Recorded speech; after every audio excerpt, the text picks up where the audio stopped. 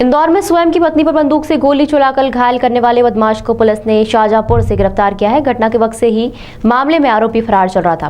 Police अब पकड़ाए गए आरोपी से पूछताछ में जुटी हुई है।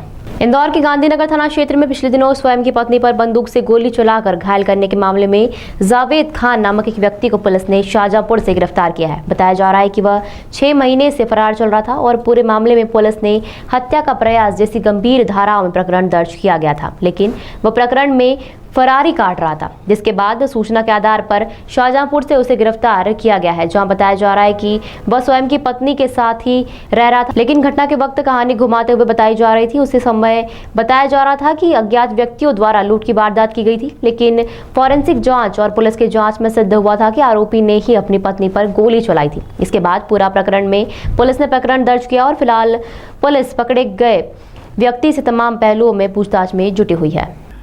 जब से आचार संहिता लगी है, लगातार इंदौर पुलिस की तरफ से पहल और कोशिश रही है कि जितने भी शरीर संबंधी अपराध हैं, जो गंभीर अपराध हैं, उसमें लगातार आरोपियों की गिरफ्तारी हो सके।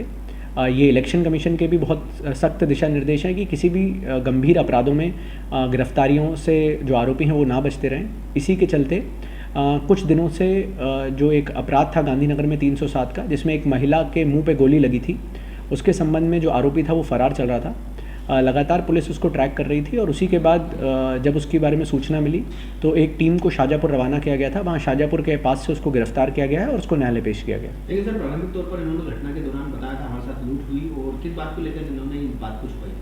जी, ये बात सही है कि जब इन्होंने घटना का विवरण पहली बार दिया था तब इनके द्वारा बताया गया था कि कुछ अज्ञात व्यक्तियों के द्वारा ये लोग ऑटो से जा रहे थे, पति और पत्नी, और इनके साथ अज्ञात व्यक्तियों के द्वारा लूट की घटना कारित की गई थी।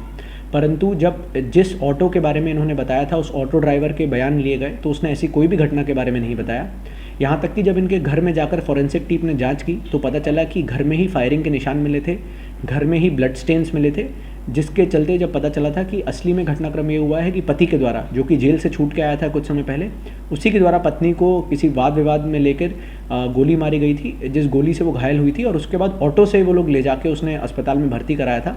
परंतु इस पूरे घटनाक्रम को छुपाने के लिए और अपने आप को आरोप से मुक्त कराने के लिए उसने ऐसा झूठी कहानी रची कि उसके द्वारा लूट की घटना कारित हुई है। फरारी के दौरान जिसको गोली मारी थी उसी के साथ रहता था?